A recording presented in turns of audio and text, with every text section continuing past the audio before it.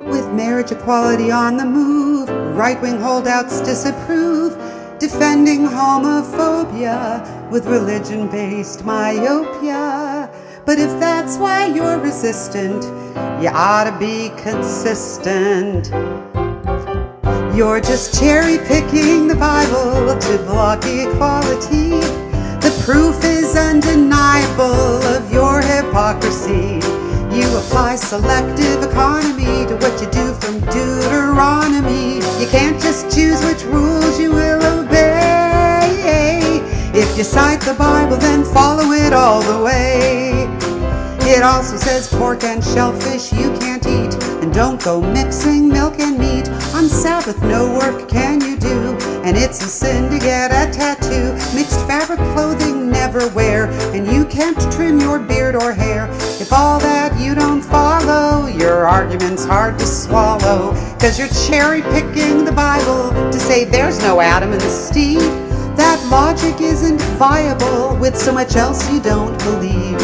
Don't rail against same-sexodus till you observe each word of Exodus.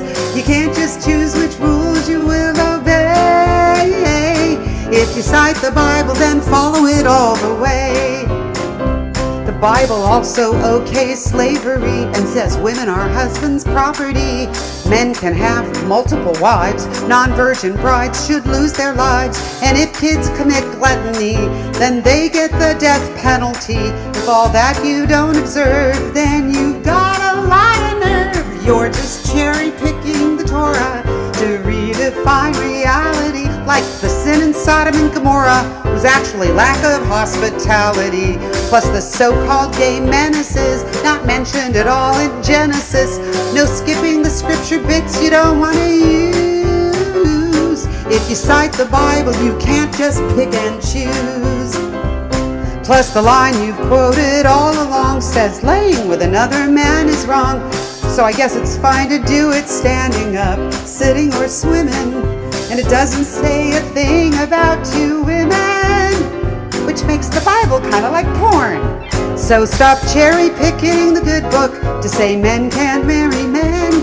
If you homophobes just would look, we've all evolved since then. Even the most Semitic us ignore most of Leviticus. Quit cherry picking so you can discriminate.